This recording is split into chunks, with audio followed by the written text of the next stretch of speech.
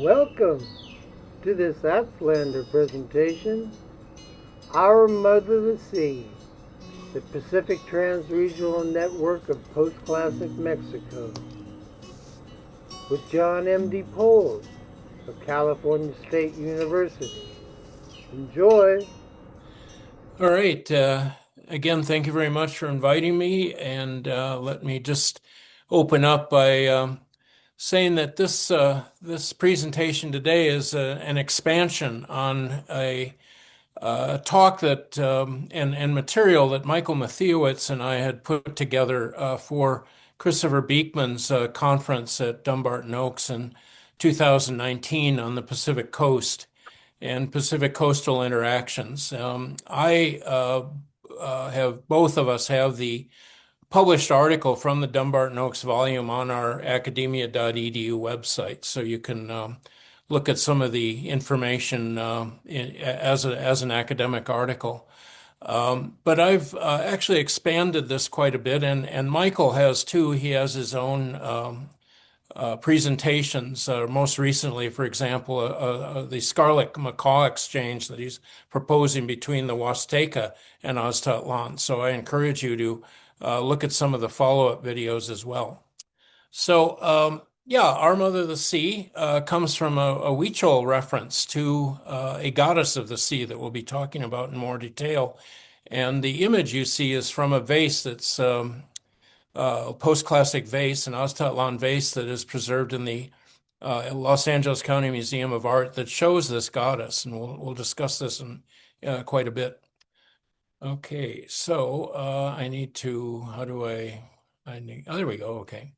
So we're all familiar with our Mesoamerica and the tendency, this is something that I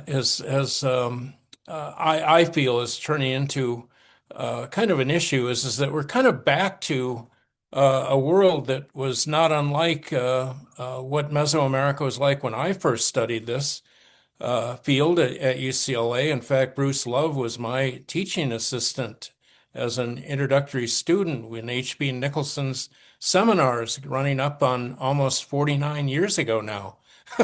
So, but nevertheless, these were the core areas were Aztec and Maya, and the world itself, though, the indigenous world itself, though, is far more complex. And I kind of feel we're kind of getting back to this. Maya is an academic industry of its own, as is the post-classic Aztec civilization, particularly with running over 40 years now of continuous excavation of the Templo Mayor and so forth.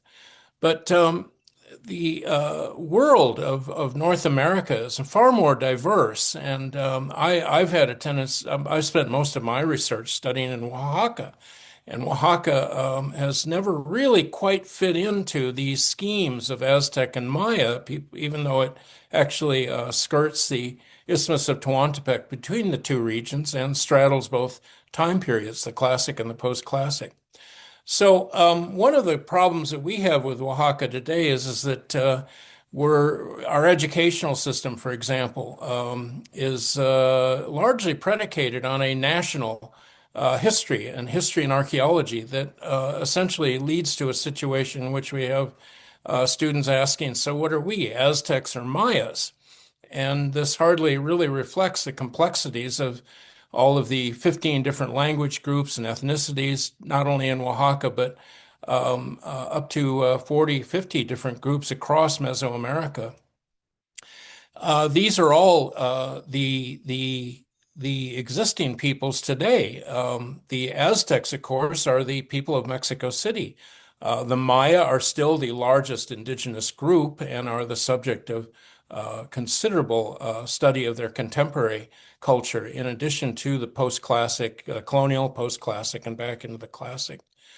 So what I'm going to be addressing here is not Oaxaca within the context of the Aztec and the Maya, but actually Oaxaca within the context of West Mexico and the greater northern Mexico and the greater American Southwest.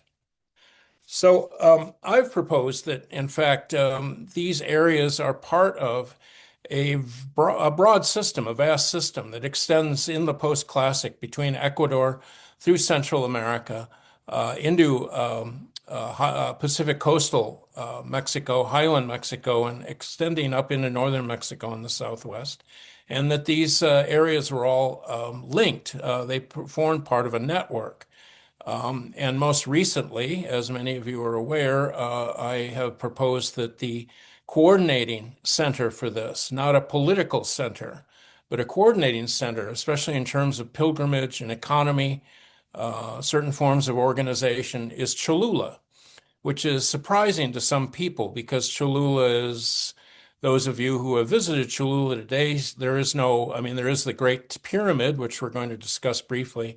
But for the most part, it's a colonial city. It represents a continuation of indigenous urban society from the late post-classic through the colonial period to today. But it also had served prior to the rise of the Aztec Empire as the source for many of the things that we recognize in the post-classic that unify much of these cultures across Mesoamerica.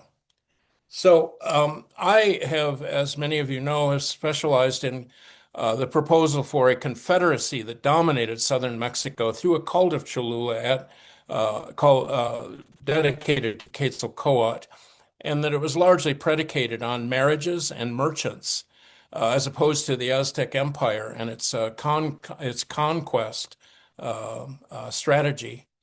Now, I also have always been very curious about the fact that so much of myself in experience living in Southern California and particularly the Southwest, how much it has in common. I get on a plane in California and I land in Oaxaca, and I just sort of feel like I'm back in California. I've never.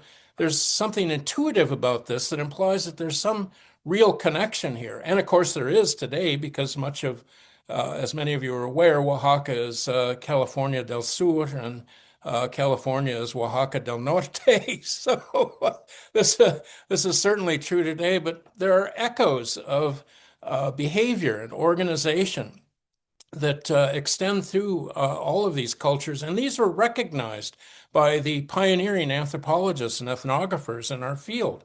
Karl Lumholtz recognized this in his first expeditions into northern Mexico and into West Mexico. And Elsie Clues Parsons, who was well known for her studies of Hopi and Zuni, took on a project to actually study Mitla. And one of the reasons that inspired this was, again, a kind of intuitive feeling that there was some connection between these cultures. And this can continue with a number of anthropologists and ethnographers and many early, particularly Elsie Clues Parsons, published on the recognition of shared cultural patterns that seemed to unite these groups. And yet there was very little history or understanding of what could explain this. And that's what we're going to be discussing then this evening. So what cultural phenomena could explain these shared patterns that were recognized intuitively by these pioneering ethnographers? I'm going to be examining long-distance exchange networks. I'm not going to just focus on the Pacific Ocean. I'm going to start with particularly exchange networks that linked the highlands of Mexico, and then we'll expand into the Pacific coast. Now, another pioneer in this was the famous Berkeley geologist Carl Ortwin Sauer, who had written a seminal work, The Road to Cibola. And I really advocate that we need to go back and read these materials because although, again, they're working intuitively, I think they pioneered a lot of the logic that we're now following in reconstructing these. So here's a map, for example, with his Road to Cibola. Sauer advocated that, look, the Spaniards have no idea where they are. They don't have any maps.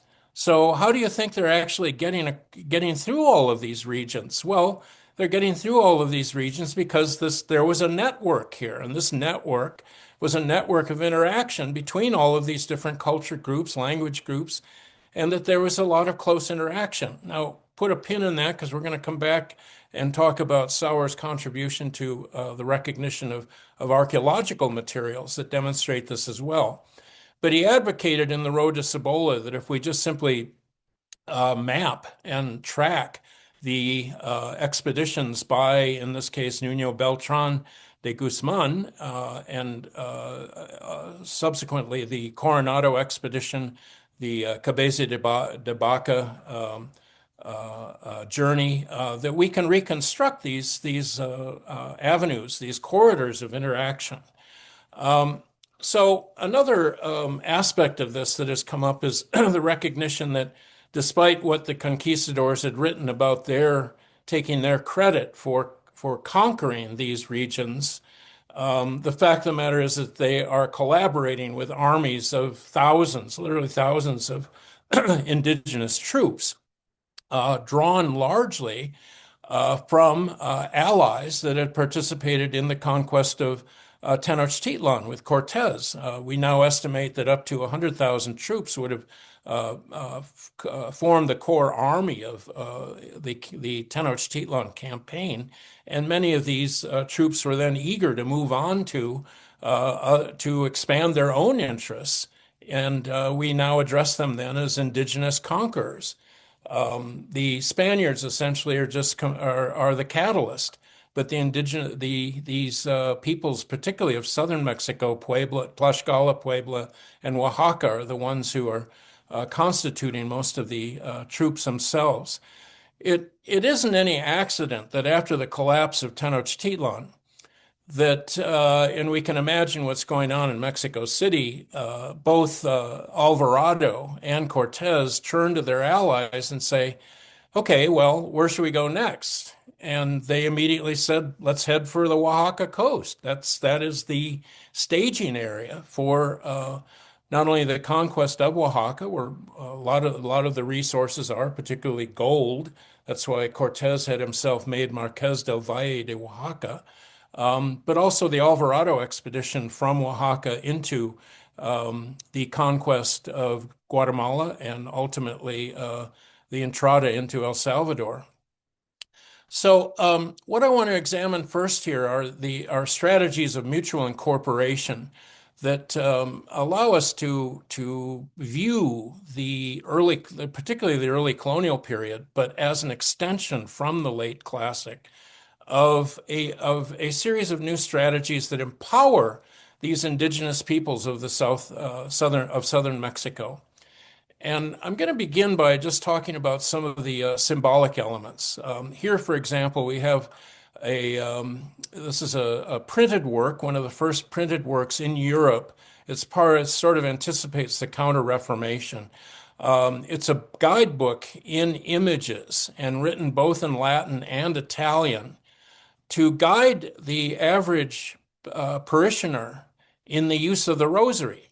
The rosary was introduced according to legend, by Santo Domingo or Saint Dominic. And here we see in pictures an illustration of Saint Dominic teaching the rosary to the kings and bishops of all the world, for example. And this came out in 1521. So I believe this was a seminal work. I'm not sure any of these copies have been recovered in Mesoamerica, but it was certainly widely distributed across Europe.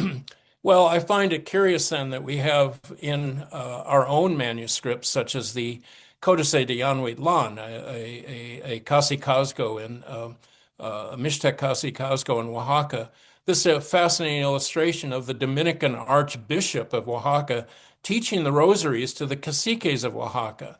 So we obviously are looking at a situation that is beyond, I would advocate, we're getting beyond syncretism here, particularly when we examine those beads of that rosary and the importance of the rosary, particularly to what are going to become cofradia organizations.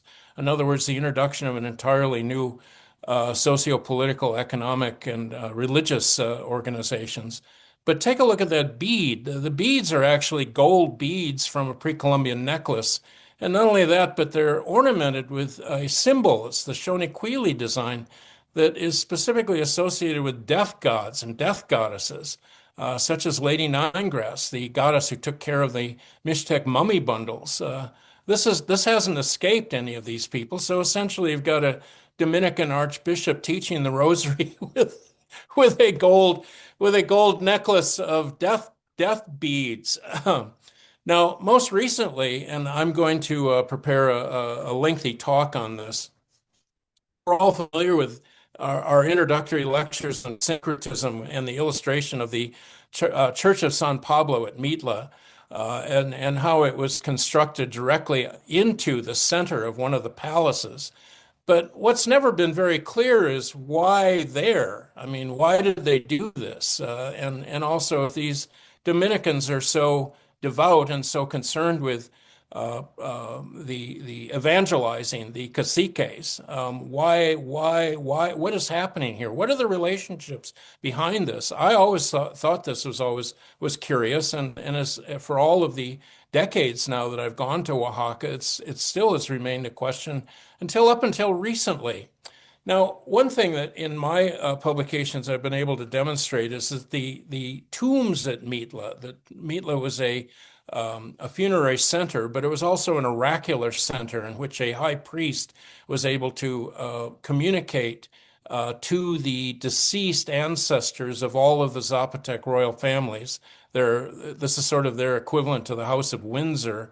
It's the highest ranked Zapotec family of the Kingdom of Zachila, and they were buried I propose probably in the patio of the main patio, and I'm sure some of you have visited the site, have been able to descend into the staircase and see where the mummies of these individuals were, and how the priest would actually come up from the tomb and announce to the gathered nobles what the decisions of the ancestors actually were as an oracle.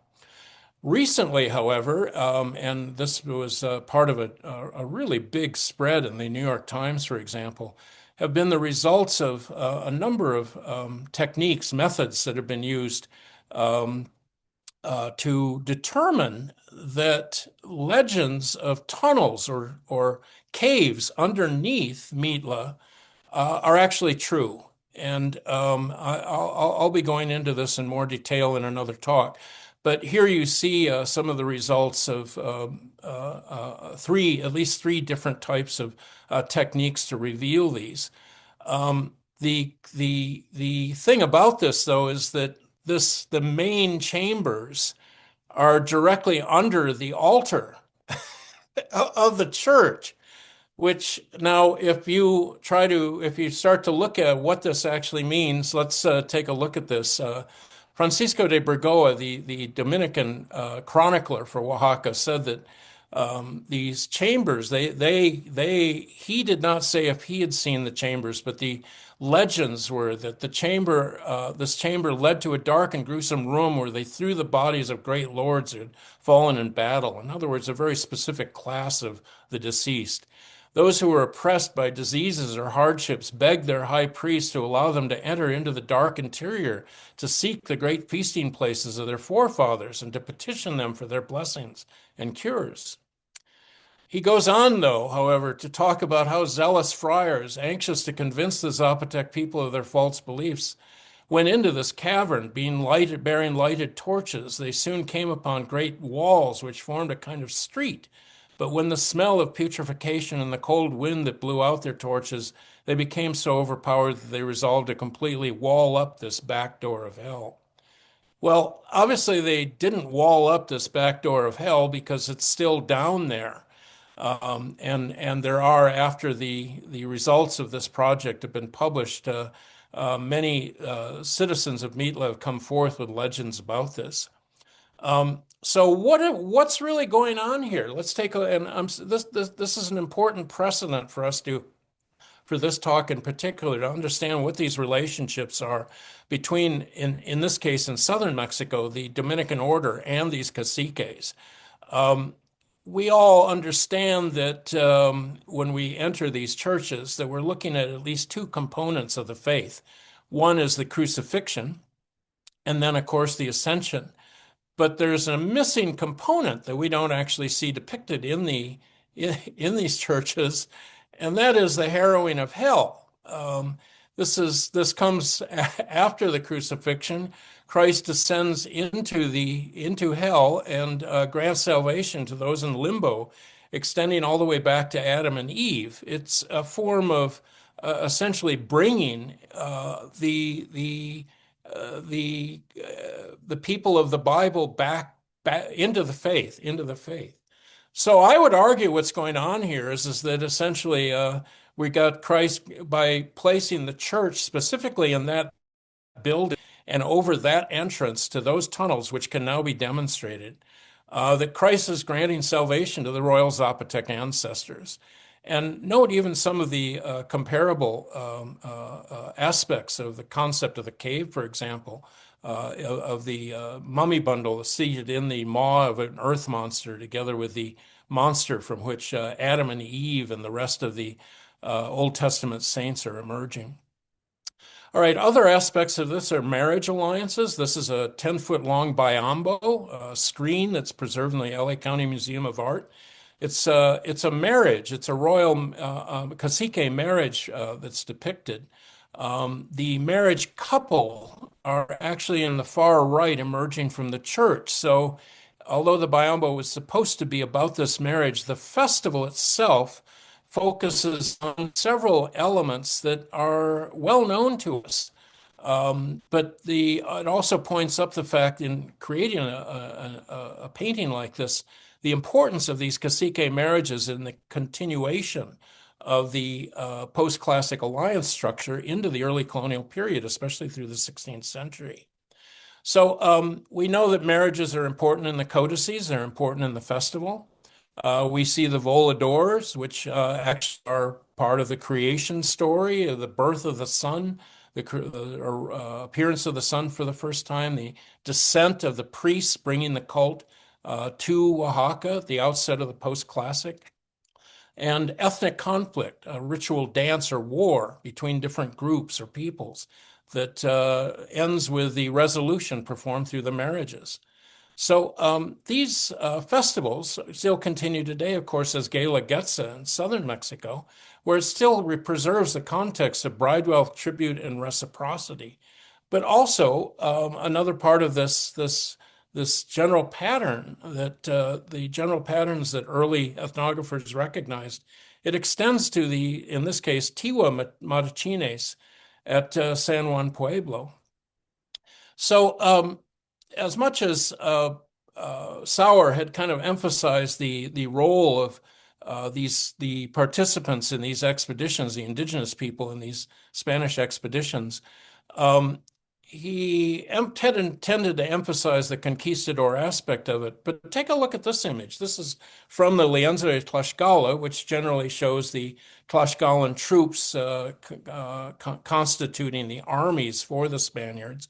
But in this case, we're actually looking at a Franciscan in this case, who is at Zuni. This is an illustration of Zuni. And take a look at this figure here, where we actually see the Franciscan is here, but the Franciscan actually teaching the rosary and evangelizing the Zuni is a Tlaxcalteca cacique. He's wearing a tilmatli and the colonial indigenous garb of a ranking elite. In fact, I don't know how many of you are aware of this. This is something that I had discovered about 10 years ago. I don't know how many are familiar with the San Miguel de Analco church and the Tlaxcalteca barrio that's in Santa Fe, New Mexico. It's just, if you're in the main plaza, it's just over the little bridge, I believe to the east, and you can just walk over the bridge and see the church. I had a chance to visit it with Curly Tlapayawa, who some of you may know, an historian, activist, and filmmaker, who is actually descended from these Tlaxcalteca as well as Mexica founders of these communities. This, in fact, is a church, an indigenous church, that is named for the patron saint of Tlaxcala. So we can see a process here of very specifically using themes in the same way as pre-Columbian cults had been used and shared, The saints' cults are being shared the same way. And in fact, even the concept of Nueva Tlaxcala is extended to indigenous pueblos. The Pecos Pueblo, for example, was known as Nueva Tlaxcala. Taos was also known as Nueva Tlaxcala. Saltillo was in Mexico, northern Mexico, was Nueva Tlaxcala. There are others as well. In fact, what this results from are disaffected, largely disaffected Nahuas, as well as probably Mixtecs and Zapotecs. But that's a more complex issue. But certainly Nahua peoples from the plain of Puebla. The Tlaxcalteca just simply had more rights than other people, but in fact, anybody who's ever been to Albuquerque, for example, knows there's a suburb of Albuquerque called Atrisco. Well, Atrisco is actually named for Atlixco, which is the kingdom, the Puebla Nahua kingdom, just 20 miles south of Cholula.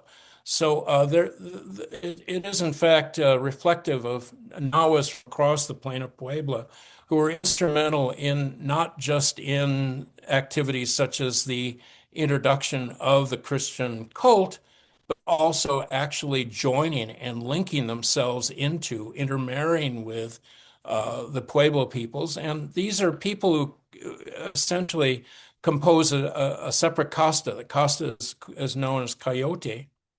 Now, in addition to this, we also have this is part of a painting that shows Tlaxcalteca citizens of a community who had been celebrating a festival in honor of a pulque god, and were the impersonator of the god, it was Ometochli, was killed by these two youths. He was stoned to death. So the community turned on the youths and clubbed them to death. And this became part of a very sensitive issue. It actually led to but we have these insurrections all through this entire time period, from the 1500s through the 1600s. This took place in the 1500s, but in Oaxaca particularly, we have these rebellions between 1660 and 1700 through numerous communities: Villa Alta, Ixtepeshi, Nejapa, Cajonas, even Tehuantepec. There was a 1660 revolt in Tehuantepec. I don't think it's any accident that these revolts, particularly in Oaxaca, are all taking place and roughly at the same time as the Pueblo Rebellion breaks out in 1680. Again, I think these networks are active between these different regions and continue to be. And as we'll see, they have their roots in the Postclassic. So, for example, as much as we emphasize the Tiwa leader, Pope, equally responsible for this was Alonso Catiti, who was a Coyote. He was Nahua and Pueblo ancestry.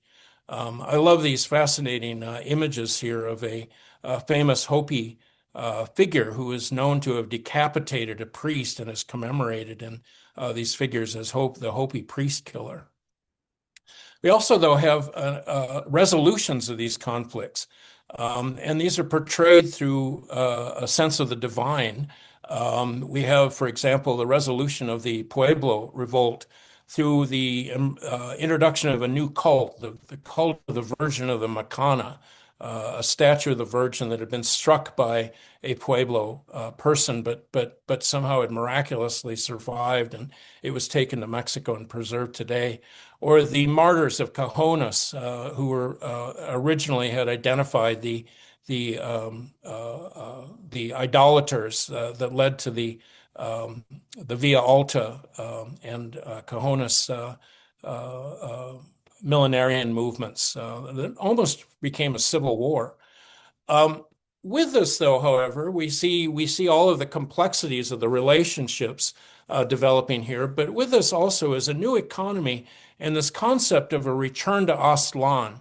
The return to Aztlán is not just simply a kind of a contemporary term. This is actually something that a number of writers more recently have been discussing as a motivating factor in the reorganization, particularly of much of southern Mexico, from Puebla to Oaxaca, but extending into West Mexico as well.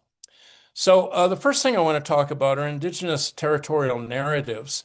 And we're going to be looking at these lienzos. I have so many colleagues, it seems like every year a new dissertation comes out on a lienzo. Or there's a new theory about why they only use pictures and they don't use script. Well, we already addressed that in my last Aztlander lecture. I think this is a continuation of this preference for the image in the colonial period by these merchant lords, something that we first discussed with regard to the Maya. So here, for example, is a very famous painting, a lienzo, commissioned by a Nahua cacique of Cuautinchan, a community very closely allied with Cholula, Alonso de Castañeda. And the map has always been curious to people because it portrays a migration of the Chichimec people from Chicamostoc to Tula. They're linking with the Toltecs then at Cholula. And then this map in particular, Cuautinchan 2, shows the extension by marriages all the way into Oaxaca. So you can see the meandering route that the Tolteca Chichimecas, they came to be known, are taking then from Chicamostoc up in the upper left-hand corner through Tula and ultimately to Cholula. There is an associated manuscript called the Historia Tolteca Chichimeca, and you're all familiar with this image. I always like to emphasize that these are documents that were produced for very specific purposes by Eastern Nahua populations, and the use of this image in particular that is so often hijacked by all of my Aztec colleagues to show us what Chicamostoc looked like doesn't really, it kind of obliterates its original concept. And I want to go into this in very specific detail today. Okay, so here's an image from the Historia of Tula then, and the Chichimec people coming to Tula. The depiction of the Cholula ceremonial precinct with the Temple of Quetzalcoatl and the Tlachihualtepet, or Great Pyramid, depicted. Now, the Great Pyramid, we now know, was dedicated to a cult of Xochipilli, or Seven Flower. And the mountain itself was called Seven Flower Mountain, or Chicome Tepet, and Xochipilli was Chicome Xochitl. The Temple of Quetzalcoatl today is actually the Church of San Gabriel. And if you go up to the side of the walls of these churches, you can still see the Tezantli from the original temple sticking out of the walls. They just simply this is the Temple of Quetzalcoatl. It's just been rebuilt as the Church of San Gabriel. All right, so what we're looking at, I have argued for some time, is something far more than just simply an explanation by a Nahua cacique that his people came from Chicamostoc and therefore they get to rule their lands in Puebla. There's something much more complex here, and I want to go into this in detail. So we're going to look at three themes: pilgrimage, conquest, and long-distance trade. In looking at a map like this, I see not the plain of Puebla or anything in highland Mexico or Oaxaca. What we're really looking at is a depiction with all of the cactus, the trails. We're really the different aspects of this that emphasize this is a Chichimec landscape. This is far from what a settled pre-classic, classic to early post-classic world would have existed across this region. It's an invocation, a kind of dreamy like invocation of this.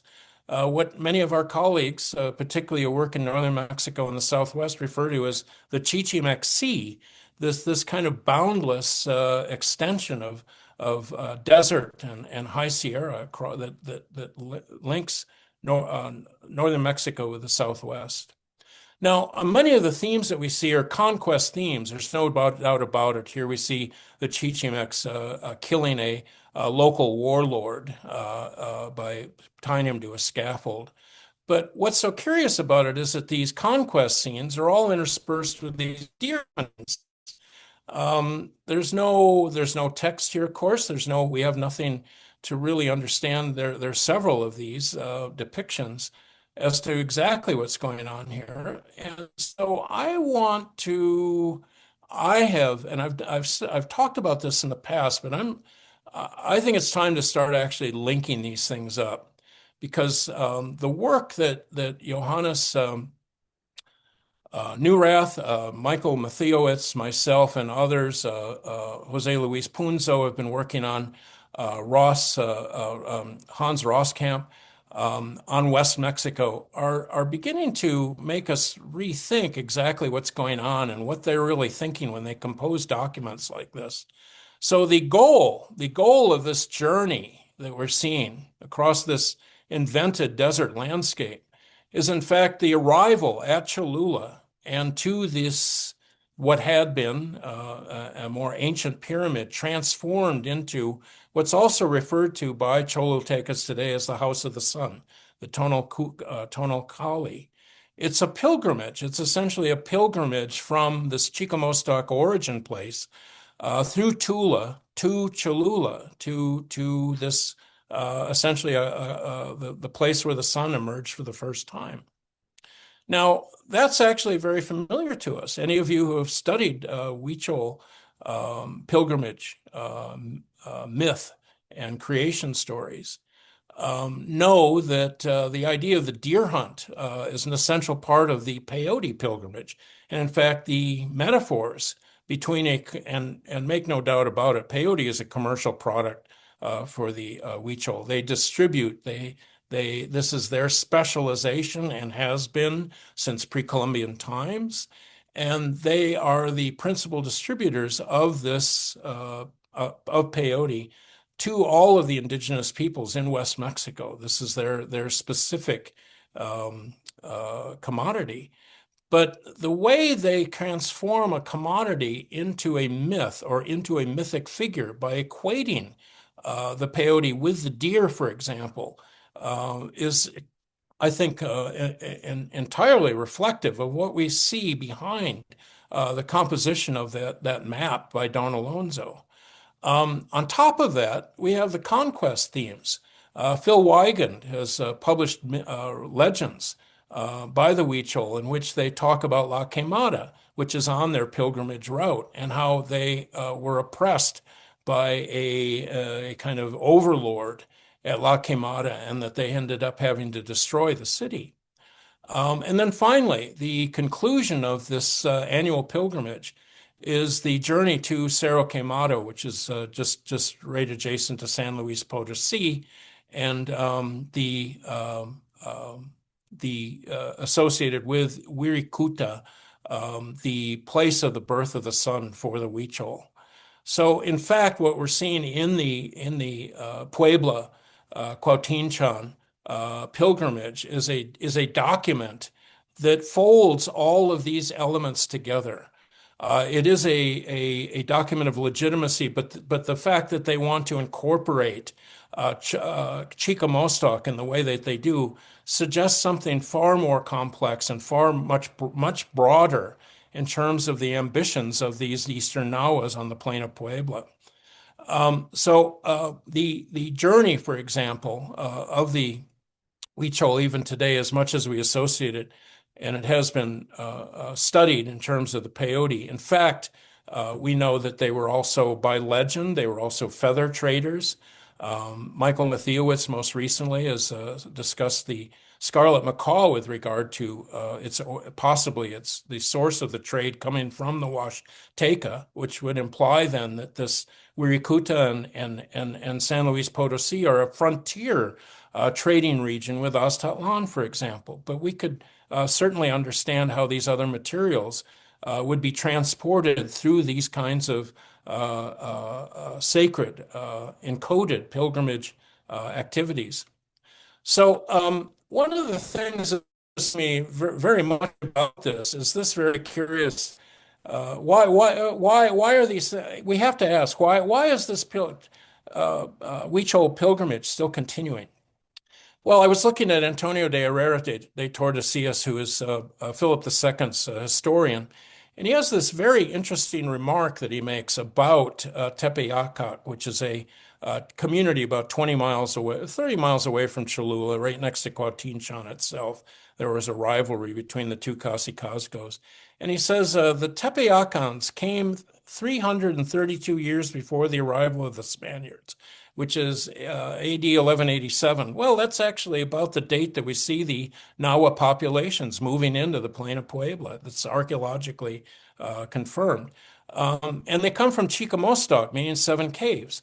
And he actually identifies specifically where it is. He says it's 50 leagues from Mexico to the northward under the command of a brave general called Cuitlahua, that is to say, White Eagle. And you can see the White Eagle leading his Chichimec people in the Cuauhtinchan document.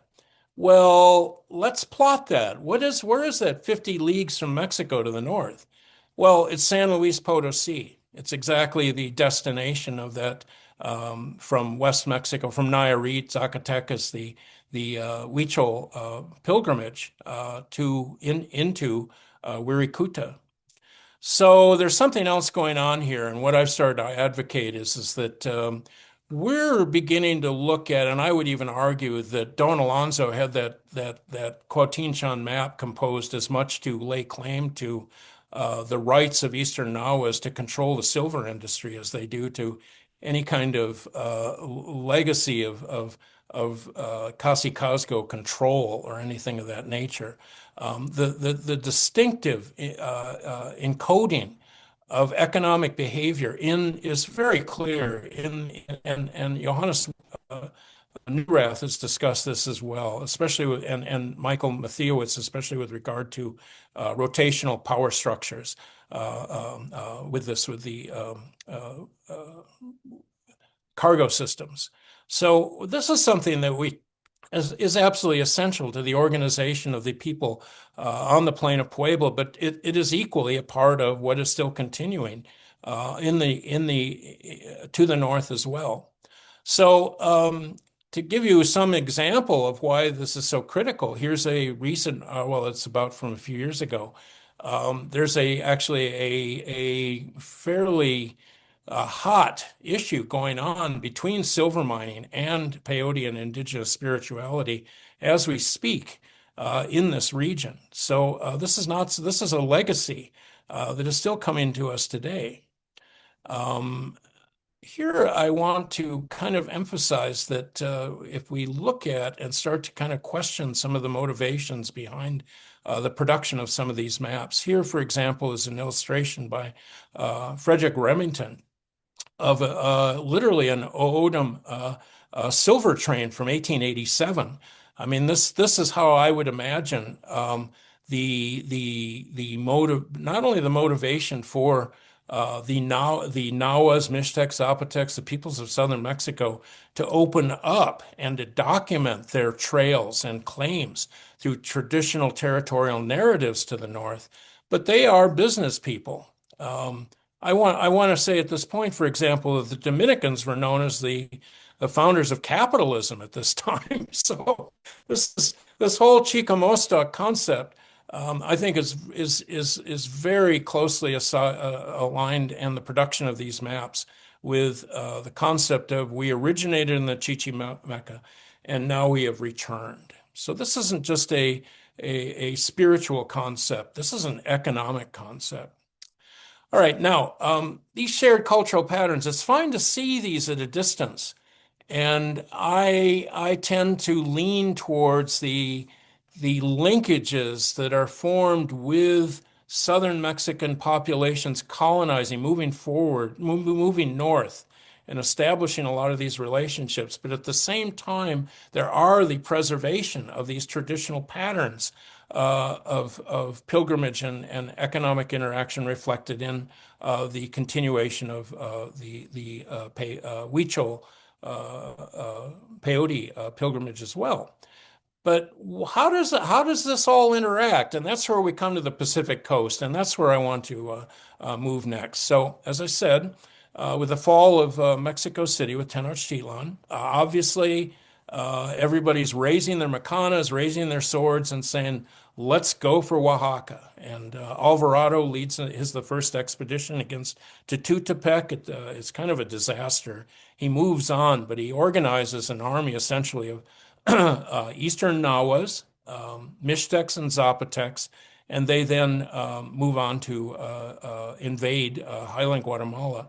I would suspect that this was an ambition, a strategy that in fact these kingdoms had from the late Postclassic. The Aztecs succeeded in some regards, particularly with their move on the Soconusco. But the Soconusco was in the Postclassic was subject to the ambitions of both Zapotecs and the Cochiquels at the same time. So let's examine this a little more carefully. Why would they head for the coast? And that's where we bring in something that I think is not studied very often and is not very well known to people. And that is this fascinating relationship between Hernan Cortez, who has himself named Marquez del Valle de Oaxaca, even though we don't believe he actually even set foot in Oaxaca, and this individual, Cosiobi, otherwise known as Don Juan Cortez, the Zapotec king of Tehuantepec, the Zapotec port on the Pacific coast. It's Don Juan Cortez who we could imagine says, let's go north, but we're going to go by sea. How about the Sea of Cortez? Cortez is the one who says, I like it. And as you know, Cortez then sponsored the construction of no less than 25 ships that served in the expeditions into the north, into the Gulf of California, or the Sea of Cortez, as we call it, through this relationship, and obviously through the exchange of titles. Don Juan Cortez is associating himself literally with Cortez as a family member, as a relative. All right, so they set about constructing the ships. The initial expeditions sail up the coast. Some of them are more successful than others. Cortez himself participated in one. The question, though, is so who was Don Juan Cortez? Why would he be playing such a role in this? Well, if we go back to our concept, our alliance system and the exchange systems that we see, particularly across southern Mexico, we know that he was a king of, originally comes from the Zachila family. He had moved, actually it was his father who had moved the royal house from Mitla to Tehuantepec. And he was part of this confederacy, the Children of Quetzalcoatl Confederacy. In fact, we know that he was a direct descendant of the famous Lord Eight Deer, who is the subject of these creation stories and heroic sagas that are so well known from the pre-Columbian codices. So he is descended from that royal house of Zachila that was buried at Mitla. So Mitla continues as an oracular shrine. We know that that royal family was probably buried in this in the group of the columns, and that they are moving south probably with an eye towards commodities. And at this time, with the extension of what had been introduced as a Toltec economy in the early Postclassic and proliferates in the middle and late Postclassic as these types of materials extending from turquoise in the north, Oaxaca is a source of gold, and of course the most highly prized spondylus is from Ecuador. And the wonders that are produced in these palace economies from this are true, continue to amaze us today. I've argued that, in fact, this is a royal economy, that it's an economy predicated on bride wealth and dowry, in which these families expand their control over the manufacture of these materials. They, in turn, become part of the dowry that then extends the alliance systems through literally the purchase of other members of the family who come from then through these marriage alliances, these other kingdoms. Now, there are two, in fact, and this has always been a question to people working in Oaxaca. Why did the Mixtecs and the Zapotecs shift to the coast? We know that Atir conquers the coast in 1083, and we have archaeological survey projects that demonstrate by Art Joyce and his associates, Mark Levine and others, that show that there's a distinct Mixtec population that arrives on the coast around the time of Atir, around the 11th century into the beginning of the 12th century. By contrast, we also have, actually, it's not his father, it's his grandfather, Lord Eleven Water, we can now identify in Codex Nuttall as the individual who leaves Achila and by 1350s establishes a new Zapotec capital, originally at Guangola, but subsequently it's moved to Tehuantepec. And we know that what they're doing is essentially they are moving into to begin to expand their control over direct imports and exports. They become the masters of the not only production but actually raw materials that are passed into highland Mesoamerica. Now, the one element, the one material that I have focused on is turquoise. And if we look at Codex Mendoza, the tendency has been just to assume that, well, the Aztecs have their sources of turquoise and that we find turquoise in their at the Templo Mayor and things of this nature. Well, that's not actually true. The turquoise is coming from two regions. Two very unusual regions in Aztec tribute. One is the Huasteca, which I find very interesting, particularly in regard to Mike's interesting suggestions about the scarlet macaw trade originally in the Huasteca. But the other one that I focus on is quite a lot of turquoise. In fact, I would say the major source of supply is Oaxaca.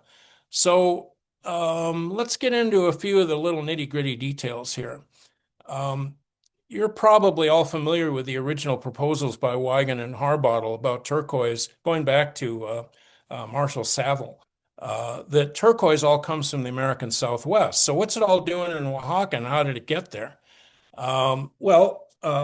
Sharon Hull has done quite a lot of quite interesting research to demonstrate the movement of turquoise all across the Southwest from its respective sources, which do indeed, except for a little bit across the border into Sonora, but do indeed tend to spread across New Mexico, Arizona, California, and Nevada.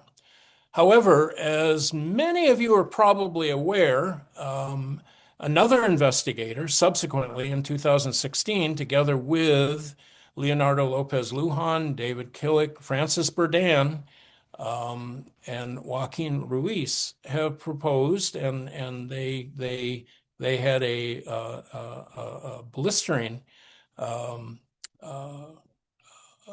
commentary, critique of this whole idea that Mesoamerican turquoise comes from the Southwest.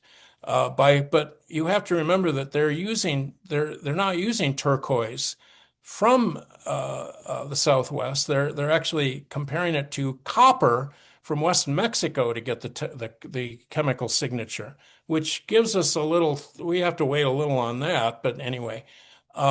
So the thing that bothered me about this, though, and I've commented on this on academia.edu, is that they didn't wait. They just simply put in the New York Times on June 13, 2016, the evidence increasingly suggests there was no organized contact between Mesoamericans and the American Southwest. What? Wait a second. It almost started to look to me like this project was cooked up in order to come to exactly that conclusion. I'll just be frank and state that. Those are my feelings about this. And in fact, I would like to point out, and this doesn't seem to come into the conversation much, all of my students, whenever I talk about this issue, always raise their hands and say, but wait, it's been proven that turquoise doesn't come from the Southwest. Well, not so fast. Janos Giamarti and his associates tested a Mixtec, they call it an Aztec mask, but it's actually a Mixtec funerary mask, in the Museum of Ethnography in Budapest, Hungary, and they came up with a signature that's consistent with the Fox mine in Nevada. Yeah, let's think about that one for a while. But anyway, as you can see, this is all still, as far as I'm concerned, still up in the air. But it just amazes me that these investigators would say something like this, given what we're already looking at, and I presented in this presentation. All right, so here's Codex Mendoza 40, and what I've done is plotted those turquoise sources. The Aztecs never reached Tututepec, but Tututepec and inheritance documents and things all talk about all of the turquoise that is inherited by the caciques and is in their wills. And the same with Tehuantepec. Torquemada talks about the wealth of turquoise and copper that is accessible through the conquest at Tehuantepec. But the actual Mendoza sources of turquoise are in these unusual kingdoms. And all of those kingdoms are in the Mixteca Baja. And not only are they in the Mixteca Baja, but this was a region that was dominated by Tututepec, the Mixtec coastal empire of Oaxaca. So let's go into some of the nitty-gritty parts of this a little bit. The first thing is that the Mixtecs and Zapotecs are not seafaring folk. They are intrusive populations. The Mixtec population enters the region in the early post-classic. The Zapotec population are their rivals and move into the Tehuantepec region in the 14th century. But there are already two peoples here, and these are very interesting people, the Chontal and the Waves. They don't speak languages related to either Mixtec or Zapotec. The Waves, for example, actually speak a language more closely related to languages in Nicaragua. And they are well known for the continuation of a tradition of dugout sailing canoes, as well as some very interesting observations of the fact that they probably have the richest vocabulary, if you get a dictionary of Wave, of the different types of shell that it's almost like Eskimos having all of the different types of snow. The Waves have all the different types of shell that they identify, suggesting not only because of the fact that their source populations in Nicaragua, they continue to maintain. And by the way, these dugout canoes, they go to Chiapas to have Chiapas actually cut down the trees to make the canoes, and then they sail them back to Oaxaca. So this is a critical group here.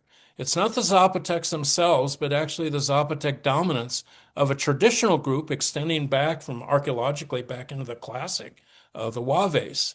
Now, let's look at another group. This other group, here's the connection between the Waves and the Nicaragua area.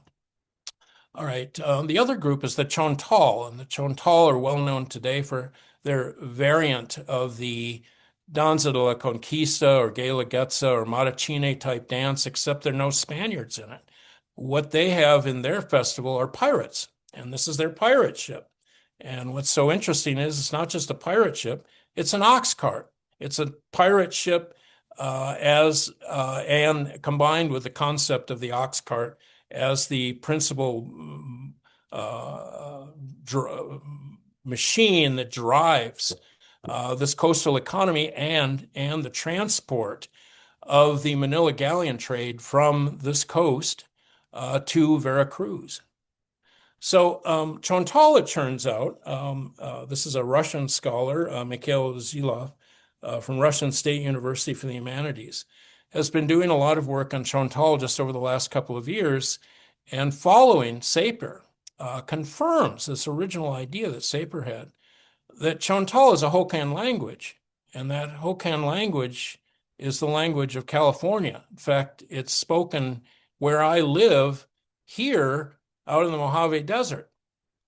So it makes perfect sense then that Don Juan Cortez would not only finance, together with Cortez, the 25 ships that are constructed to explore the Gulf of California or the Sea of Cortez, but in fact would know this because of the native intelligence of a population that actually shares a language group from Sinaloa all the way up into, well, the mouth of the Colorado River. All right, so we're focusing on this one particular area. We obviously know that West Mexico plays a critical role in this.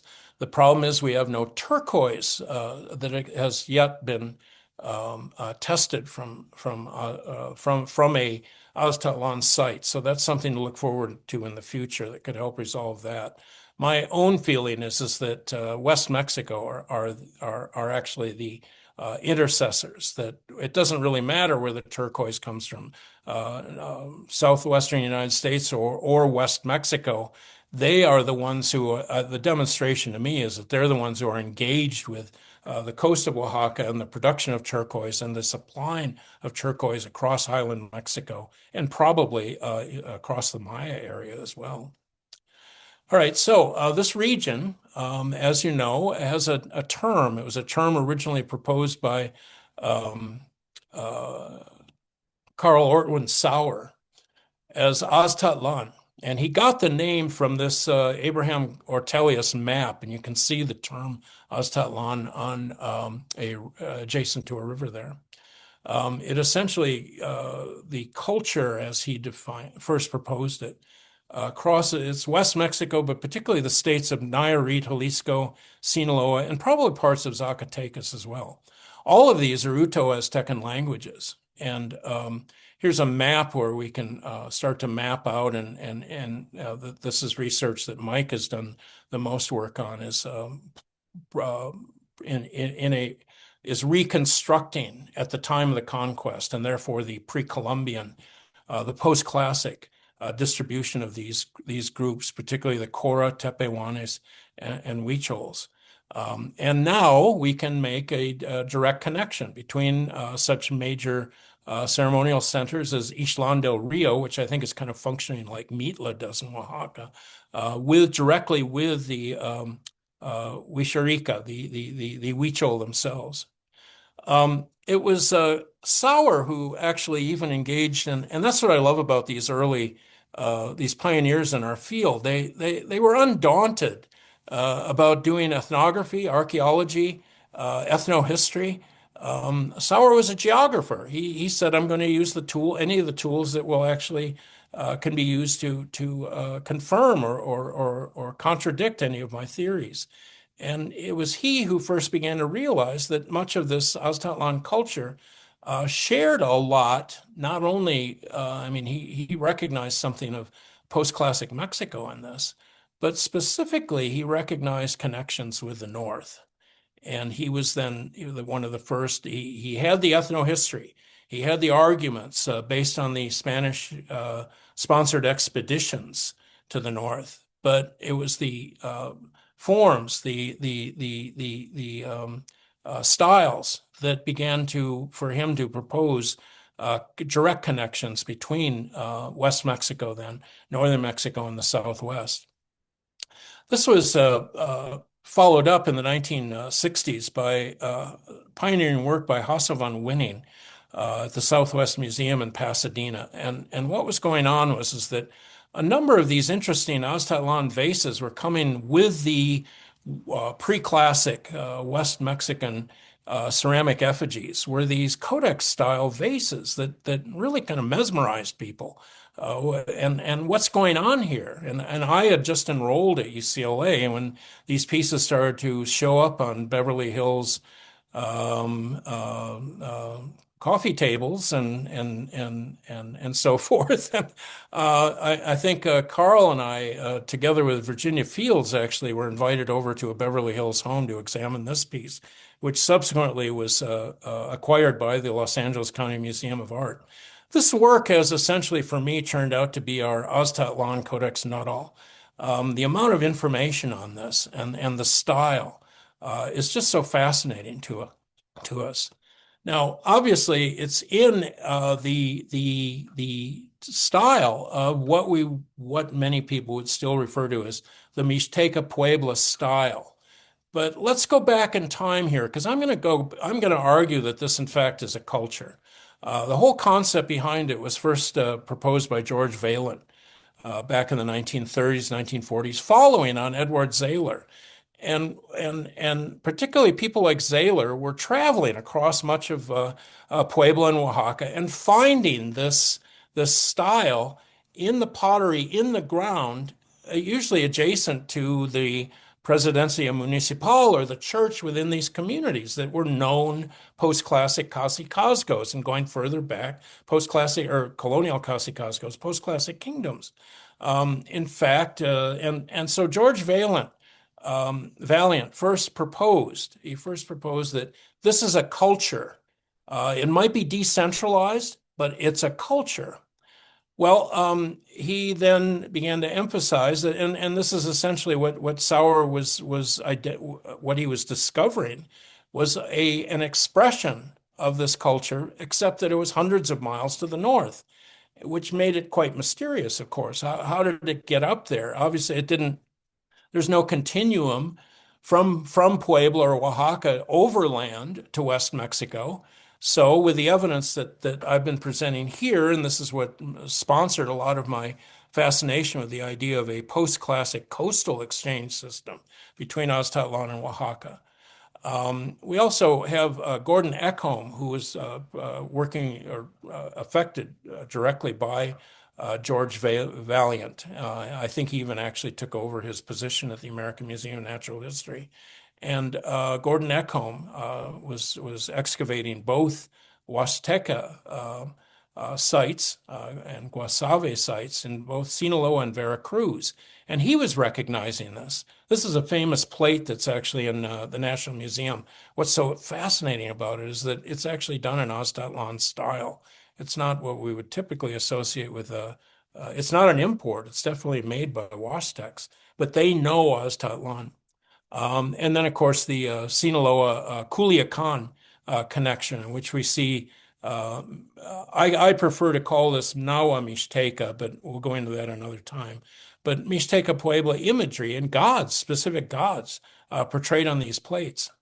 So, in fact, due to this massive evidence, the Sociedad Mexicana de Antropología in 1945 declared that Mixteca-Puebla is the fourth and last major horizon of the ancient Mexican world. But then enter H.B. Nicholson and the paradigm shift of 1961. And this is where I kind of come in. Okay, so H.B. Nicholson took a look at this in 1961, and any of you have read his work on evaluating, reevaluating, and revisiting the Mixteca-Puebla style, which he saw as a conundrum. You know that he essentially dismissed all of this as an Aztec Empire sideshow. He started to kind of refine things a bit more maybe later, but I don't see that he ever, he was so entrenched in this concept that he never really retreated from it. So the Mixteca-Puebla style, as he called it then, is just simply a sideshow of Aztec imperial style. And that the motivation behind it, the reason for the exchange is actually conquest.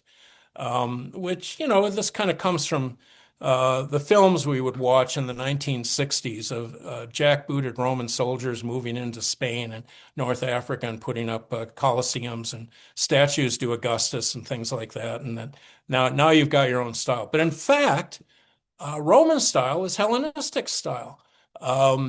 It's originally an international style. And so as surprising as it might be to people, this style is what actually anticipates this world that we're discussing, anticipates this imperial style. But that's another issue for another time. All right, now Tula, as we know, was the H.B. Nicholson said Tula is what we should be focusing on. To him, Aztec sources claim that their culture all came from Tula. So the idea then is that Tula becomes the foundation for this Aztec civilization, and this is just simply something else. So that has really created a lot of problems, and that together with the separation of archaeological thought and practice between the United States and Mexico has led to some serious issues here, and very prejudicial issues. I would argue that this is reduction, segregation, and disjunction that has plagued this field then since the beginning of the 20th century. And in fact, it climaxed with the creation of two separate journals, American Antiquity on the one hand and Latin American Antiquity on the other. So if you write an article on West Mexico, what are you going to publish it in? And what are your chances of being rejected by one and told to publish in the other? This is what happens.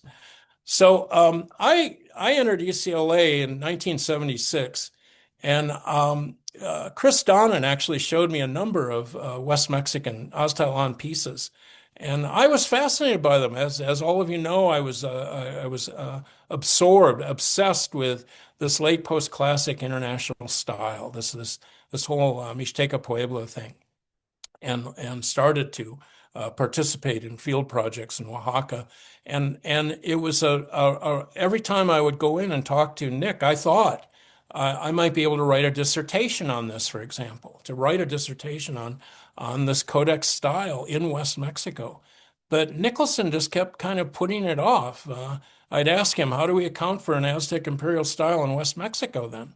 And he simply didn't have any response. He and also Clem Meehan, who excavated a mappa, this was a mystery. This is a great Mesoamerican mystery. That's pretty much when I separated with H.B. Nicholson. I got my degree with the guy, but I just had a very different concept of what was going on from the research I was doing. So the result of this, essentially, after all of these years, is in the Aztlan book, and both Mike and I discuss all of these issues and problems in the introduction to the book, and many of the colleagues address them in their own terms as well, from ethnohistorical perspectives, linguistic perspectives, ethnographic perspectives, archaeological perspectives, and I think you'll find it fascinating. All right, now, what do we do with this Mesoamerica without empires thing? What's going on here? We never have the ability to kind of explain exactly how style moves this way, especially if Cholula isn't a military capital. It's just simply the biggest pilgrimage and economic center. What we're really looking at is what I've been, and I go into this in the book in detail, a system of decentralized complexity, a concept that actually Jan Gasko and I first proposed before our conference on the post-classic Mesoamerican world. So let's look into this in a little more detail, and we're kind of getting down to the end here. The Aztlan origins. Now, we're all familiar with the fact that there is the West Mexican tradition of the shaft tombs and the effigy ceramic figures. But what is that, the connection between that and the subsequent post-classic Aztlan civilization is a bit murky.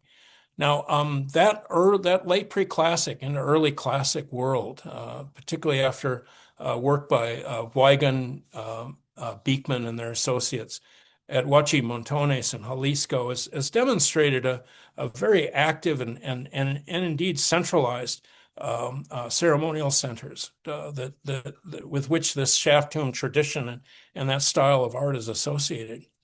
But we also now know from archaeological surveys carried out across Nayarit and Jalisco that Tula is essentially affecting this entire region. Is it any accident then that the Toltecs call themselves Tolteca Chichimeca, and that the Chichimecs are actually, this is the region that Chichimecs are supposed to have come from. The Tula, in fact, Mike has even proposed that we should just start calling this the Western Toltecs. And I can give you some examples of this that still persist in Cora thinking even today. Cora people will tell you that they think they're Toltecs. I've had some personal interaction with this. So this is whether that's an historical legacy from the 19th century, we can debate that. But nevertheless, this is a distinct perception. But now we have archaeological evidence for it. This was a survey that was done just north of Puerto Vallarta that shows a dramatic, just as we saw those dramatic population increases of Mixtecs and Zapotecs moving into coastal Oaxaca. We have the same phenomena here. We have a Toltec population that is moving into, at least Toltec material culture, that is moving into Jalisco. And look at all of the archaeological sites that suddenly expand in this early post-classic period. One site in particular that's been the focus of some investigation is fascinating because it's a post-classic pyramid, but it was bulldozed. Part of it was bulldozed, but that's okay for us because it shows us how fast this particular temple structure was put up. It's an entire earthen mound. But what's so fascinating about it, it was actually constructed over a pre-classic classic mound with from that earlier shaft tomb culture. So they're very specifically interested in the antecedents, but they're putting their own mark on it. And then there is a distinctive early post-classic material culture as well, from Mazapan figurines to pictographs that emulate the patterns on red and buff Toltec red and buff bowls. They're even found on Aztlan gold ornaments. Further, we have the introduction of plumbate, specific types of plumbate that are both at Tula and at in the Aztlan sites, but also polychrome. Polychrome, as much as I've talked about polychrome at Cholula and the Maya connection. Here we have a Central American connection. There's no question about it. By 950, this is the kind of polychrome we start to see being introduced. It's not what we would see as the antecedent to Mixteca-Puebla. It's going to come later, and I'll show you how in just a minute. But also, it goes hand in hand with the introduction of metallurgy. As you know, metallurgy goes back, it can extend back maybe into 700 or whatever. But for the most part, we think of metallurgy being introduced at around the same time, the opening of the post-classic. So what is this? What is this foundation of Aztlan? Well, it's from Central America. And it's not just these individual materials. I was always kind of taught that it took Mesoamerica a long time to invent metallurgy. That's not it. What's really going on here is that this is an entire package of traits associated with particular forms of social organization and also with marriage alliance systems, things of that nature that is being introduced. So if we look at these as a package of traits in Central America, we actually see that same package of trait is appearing in the early post-classic in West Mexico, from abstract peg figurines to abstract symbolism and signs in polychrome to the introduction of metallurgy and bells and things of this material. So it's a package of traits. It's reflective of new forms of economy and social organization. All right, now with the fall of Tula, we see the shift to Cholula, but Aztlan doesn't go away. Aztlan doesn't collapse. In fact, something new happens, and we know that Tula was destroyed. This is both in the legends, political rivalries, as well as in the archaeological evidence itself. It's sourced in the histories, which are in a sense dealing with an Iliad-like situation here, but nevertheless, we can read real social factors into these rivalries. And we have the establishment, Quetzalcoatl leaves Tula, establishes a new cult of Quetzalcoatl at Cholula.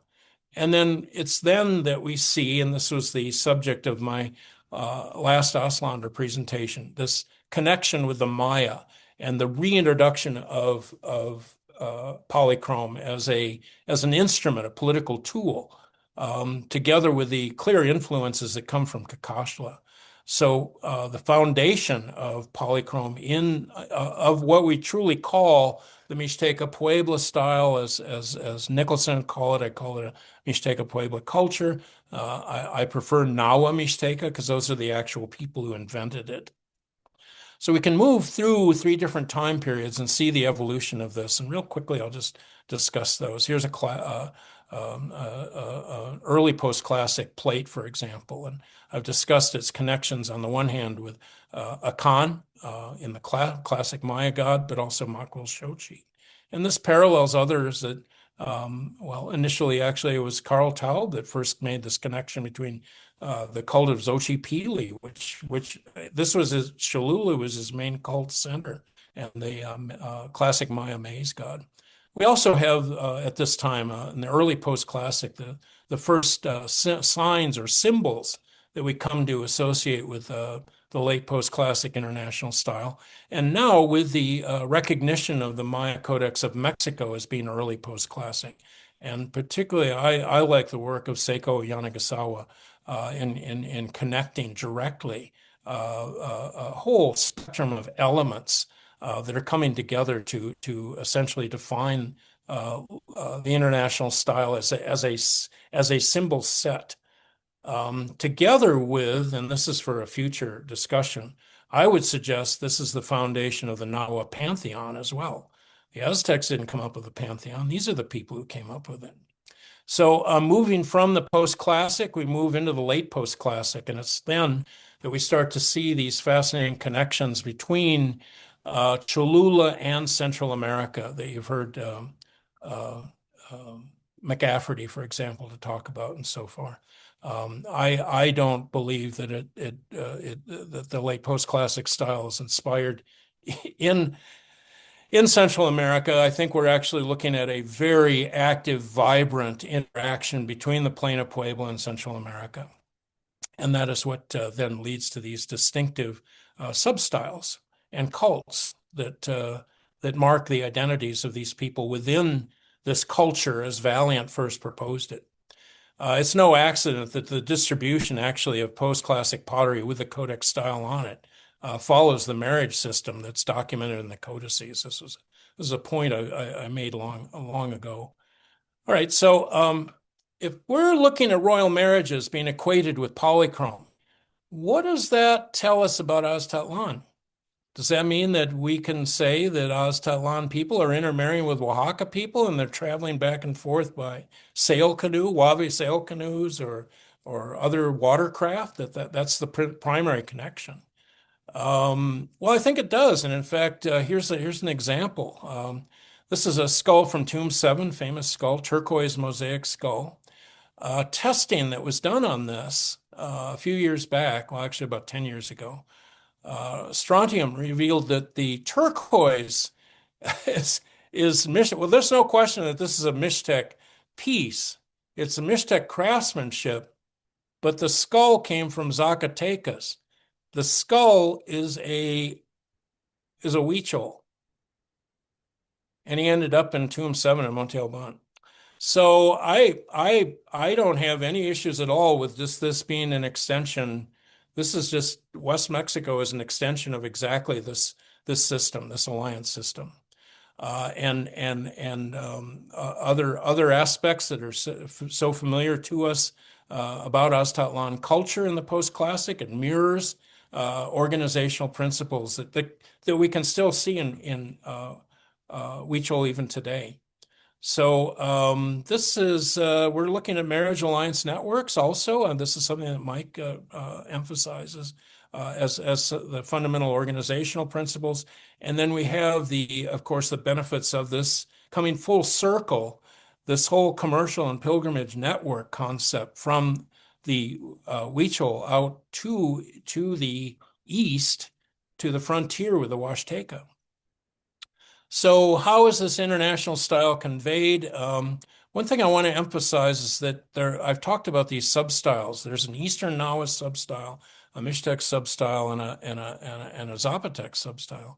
Well, the Eastern Nawa substyle is all about divination. It's about sacrifice. It's about human hearts and skulls, human hands, disembodied body parts, things of that nature. This is all associated with curing disease and invoking these powerful spirit forces like the Tzitzimit.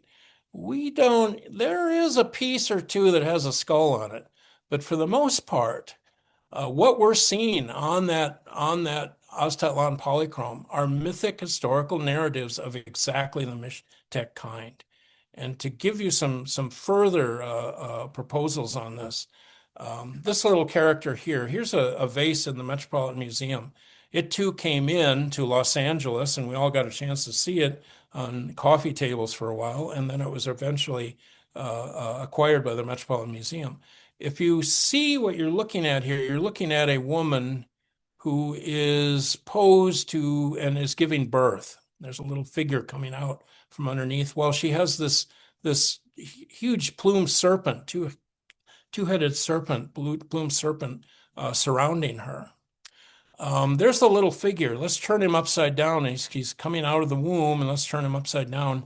And what he is a very specific Mixtec deity.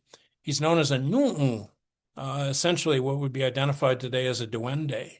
They're dwarf-like characters. They're associated with maize. They're shown with their heads cut open or split open with maize coming out of it. The term Nu means either earth or ancestor. They're dwarf-like. They're directed by Zawi, the Mixtec rain god, to produce the rain themselves. They produce the clouds, for example. So that character is only known for Oaxaca. I know farmers who still refer to these Nus today. At the same time, we compare it to images of birth from Codex Nuttall, and it's just unquestionable. And not only that, but it's even the same character. It's the woman giving birth with the plumed serpent coiled around her in much the same way. We could say that it's just simply stylistic similarities. No, even the context is the same. We see that what is portrayed in the Mixtec Codex Nuttall are actually water purification rituals involving that goddess, that plumed serpent goddess. And these are, in fact, the foundation of these water blessing rituals, these metote birth and naming rituals, and this still continues with the Kora today. So that is essentially what we see as the theme on that base. Now, let's go a little further. I just have a couple of other examples. We have a Kora cosmogram that shows and this is another characteristic that's shared between Aztlan and Oaxaca is the preservation of the dead as mummies. Here are the four mummies of the Nayars in this cosmogram. And we see identified in it a goddess known as Tate Amara, or our mother, the sea. And Tate Amara is an actual feature. That is her there, and there's actually an image today of the Virgin that is venerated on it. She is, in fact, then that is who we would see as being that water goddess, the water goddess that we can use Codex Nuttall for context to identify for these water purification rituals. That is her role, both as in the from her identification with the Kora colonial document, but projected back into the scene on the Metropolitan vase. Other scenes, here's another water purification ritual. You have two rain gods, Aztlan rain gods supervising an elderly man and a woman pouring water, blessing water over a culture hero, a little yellow fellow. I would suggest he's a maize god. It's the exact purification ritual we see for the introduction of the first founders of dynasties, Mixtec dynasties here with Tlaloc, or the two women that engage in the purification of a royal marriage that establishes a dynasty at Tilantongo. We even have a comparable image or imagery that we can compare to one of the ritual pages in Codex Borgia, where we see a very similar character being blessed with by Tlaloc, but he's clearly a maize god. He emerges out of a jewel. He's born from a jewel with maize ears, and that has been presented by these two elderly people who are associated with and appear in the scene on the Aztlan vase. And it's something that in Wishari Tari is still a significant part of ritualism today. And finally, I'm just heading into the conclusions here. Is other pieces. These are three very famous stucco ceramic oyas that are stuccoed and painted in late post-classic international style. But again, in my discussions years ago, I'd asked Nicholson, well, what's with this gold dog and this blue dog, and what does Xipe have to do with it? But one day I was communicating with Mike years ago, and I said, God, I know who these characters are. They're Lord Seven Flower Turquoise Showloat, Lord Seven Flower Gold Showloat, and Lord Seven Rain Xipe. Three key characters in the creation stories in the Mixtec Codex Vienna. And I'll just throw this one in because Carl Taube has a fascinating article coming out on Xipe Totec. And one of the things that really got me going was when he identified a connection. Yeah, it'll come out in Pari. But what got me interested in this is not only this spondylus shell image of Xipe that's in the Dunbar and Oaks collection, but this curious reference in Sahagún to the fact that Xipe Totec was considered to be in the Nahuatl text, the proper god of the Zapotecs. But in the Spanish text, they say he's from Jalisco. I don't think that's an accident. And he's known generally as the god of the seashore people. In fact, what Carl has done is begun to make some associations between Xipe and spondylus shell, and we'll wait to see how that works. But as you well know, spondylus can't be mined; it has to be collected, and that's the foundation of the sailing raft technology. That it's a spondylus shell technology operating between Ecuador and West Mexico. All right, so to conclude. We have the Aztec Empire, but I think we need to go back in time and consider an entirely different model. The relationships between these people are not what we consider or think about in terms of Aztec. One of the in looking at contemporary ritualism among people today, that we definitely identify the patterns. But there are no Aztec gods in those patterns. Those patterns deal with an entirely different set of people, and those people are all from the Middle Post-Classic. They're Tolteca Chichimeca. So thank you very much, and I really appreciate your patience and allowing me to run all my ideas by you. Great. That was more than excellent, John. That was excelente. Thank you very much. We do have a few questions in the chat. Let me get over to everyone. We've got a couple comments from Joel Gunn. He says, "Hi, John. Another very informative presentation. And Carlo Severi has a methodology for interpreting picture writing.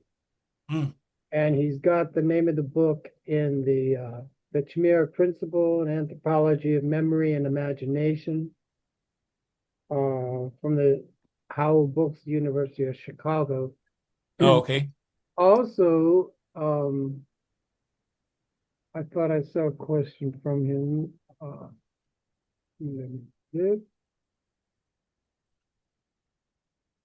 No, I guess not. But Soren Bear would like to know what vestiges of the Olmec do you find in your post-classic times? Oh, well, I just sourced this.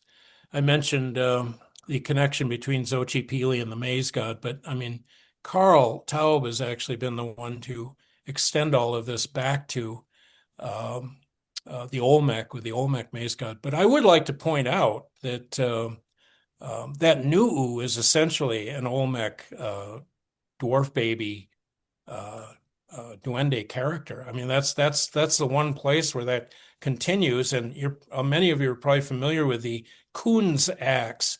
Well, that was found in Oaxaca, and for all intents and purposes, it looks just like a new to me. So I think that's something that's just been continuing on. And with the new with the cleft in the head and the maize cob coming out of it, I mean that goes back to Olmec. So that those are two dimensions, particularly regarding maize that would continue. But otherwise, we're looking at a lot of other factors, but not the least of which are the peoples of the desert that are now factoring into this, as well as the peoples of Central America, that are bringing whole new ideas and concepts, and even new materials, new sources of wealth, and new belief systems, and new gods. You mentioned McCafferty. How do you say his first name? Is it like Jeff? Yeah, Jeff McCafferty, sure. Yeah. He's going to do a program for me about Cholula on May 11th. Great. That's something to look forward to. And I just want to say I read my upcoming programs from my December page. And so I cut off Jeremy Coltman, who's with us here tonight. And on November 24th, he's going to do a program called A Divine Light, Brilliance and Sacrality in Classic Maya Religion. Beyond that, Leonard's, I think, in the Netherlands or somewhere where it's 3:30 in the morning, and he thanks you very much. A Okay. great presentation and story. I think Alex Krim is in the UK, so he's staying up late. Carl Calloway would like to know, can you elaborate how the voladores are related to the birth of the sun in Cholula or central Mexico? And how does the descent of the birds initiate the first sun?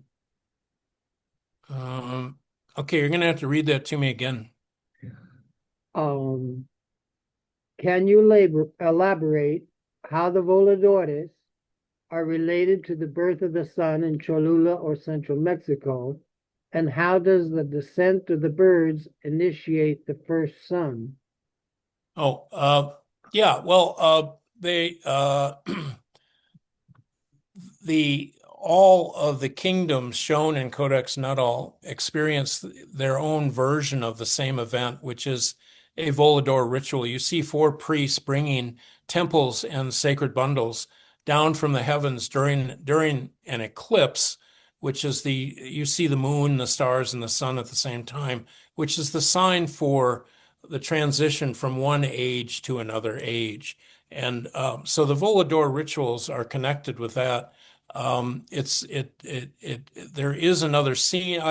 I'd have to get you into Mixtec codices and show you all the related scenes. But there's a scene that I'm sure you're familiar with of two sun discs emerging out of a cascade of blood into the sky. That is the birth of the sun for the first time at the kingdom of Achiutla, at Hill of the Sun at Achiutla, a major Mixtec ceremonial center.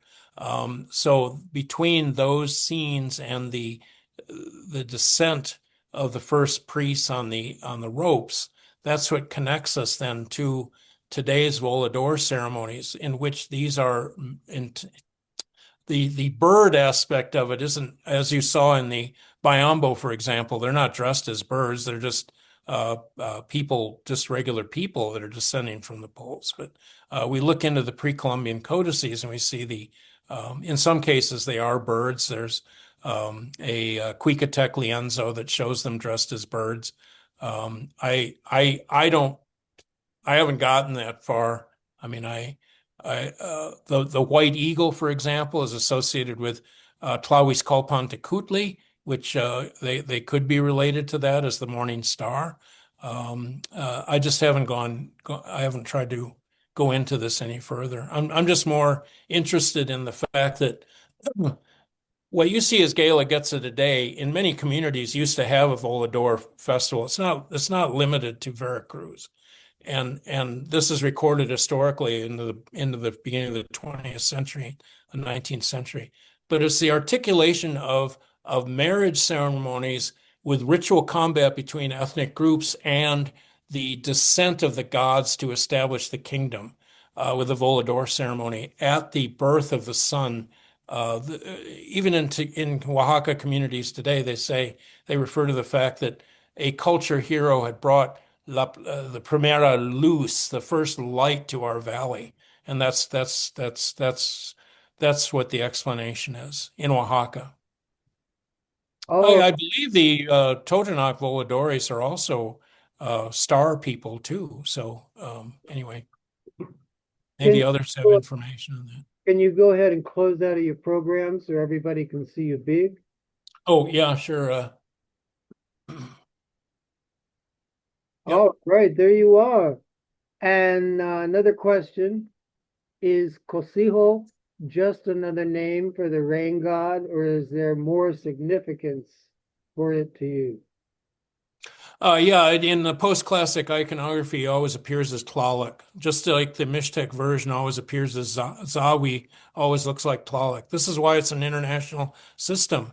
I do not know offhand who the Huichol rain god is, or the Cora rain god is, or the Tepehuan rain god, but that would be who's portrayed as quote Tlaloc on that LACMA vase. So you essentially can use the style, but apply your own terminology of your own local concepts to this. That's what makes it such an ingenious strategy in communication use. And as long as we're on this, I just want to say as well, because we're talking so much about these colonial documents as well, that I've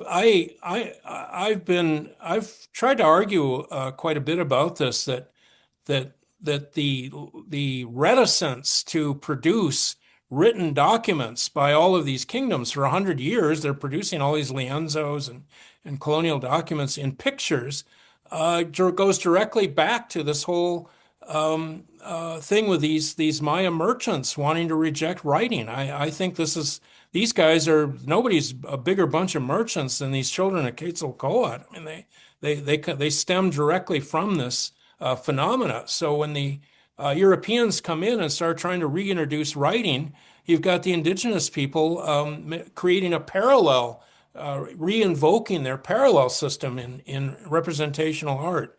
These are socio-political decisions. This isn't, semiotic theories about other ways of writing and in their own way and things of that nature. Those kind of discussions, I'm sorry, I'm just going off here, but that just drives me nuts. There are real economic, socio-political, and religious reasons why these documents are all in pictures, and even all of the different styles that they're using. Some of them are seen as, well, it's pretty crude. Well, no, it isn't. We know what these sources are. We know what block prints are, Northern European block prints are looking at, what positions they're trying to emulate and things of this nature. But anyway, I'm going to get off of that. That's a subject for another lecture. I've asked Carl Tove to unmute and make a comment, but so far he's got his video. I am. Carl? There he is. Unmuted, right? Now Yeah. now you're on. Great. Well, great presentation, John, as always. All the links are there, and the thing is to fill them out, but also understand the difference of these different cultures. Well, that's it. Yeah. Mm-hmm. Any more comments? Carl?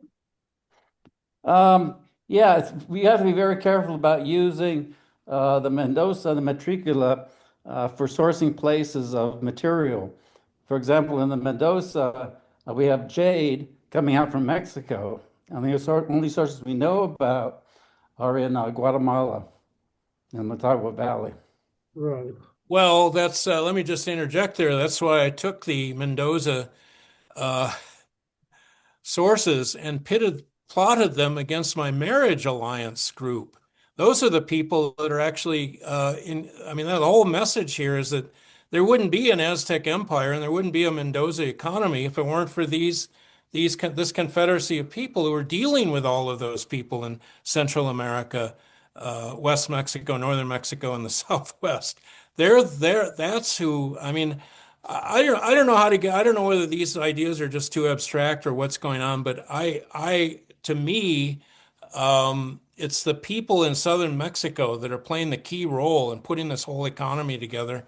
And that's why the Aztecs spent 75 years beating the crap out of them. Yeah, yeah, the other So thing yeah, too, the amber, for example. No, the amber isn't coming from, and this puts me at odds with Aztec colleagues who I highly value exactly. and have Yeah, had with friends. long-term friendships with. But that amber is not going to Tenochtitlan because of Aztec traders. According to Codex Mendoza, that amber is going into Oaxaca, it's going into Veracruz, it's coming out of Chiapas, and there are all of these other avenues. That's why I think we've got to take on these new models of interaction, pre-Aztec interaction. Yeah, when we have turquoise in the Mendoza coming from Oaxaca, I really think it really comes from the American Southwest, you know? And I really Well, doubt we'll find turquoise in Oaxaca, right? It's the same as the jade. yeah, and the only way it's going to get there is in the coast, and it's no accident that the accounts say that Tututepec and Tehuantepec import the turquoise. Cool. All right. Thank you, Carl. Yeah, It would be great to host you in a Aztlander presentation this time next year. sure. Um, let's see. You mentioned trade. Is there any work being done in the Acapulco region, being the important harbor for the Spanish, or is it too dangerous to work there?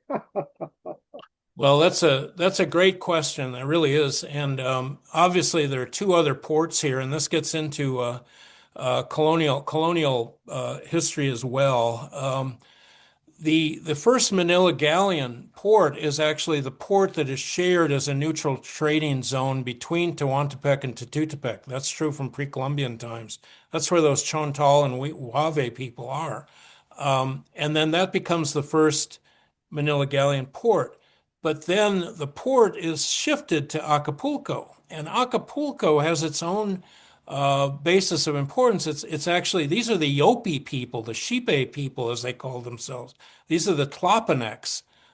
They too speak another one of these languages related to Nicaragua, a Nicaragua source, according to most linguists. So we just don't know enough about Acapulco in pre-Columbian times. I think there have been some surveys, some post-classic remains, probably ruined palaces. It's very superficial because obviously Acapulco has been heavily over as a huge tourist zone. The other one we have to consider that I have left out of this, but I think there are reasons why, is Michoacan, and it has its own port as well. It's Zacatula, another big resort town, right?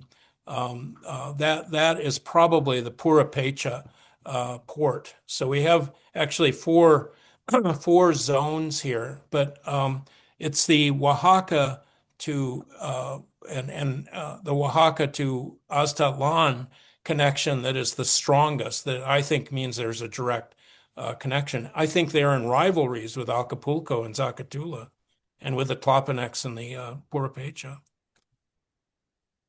Oh, we have a question about spondylus shells. Yeah.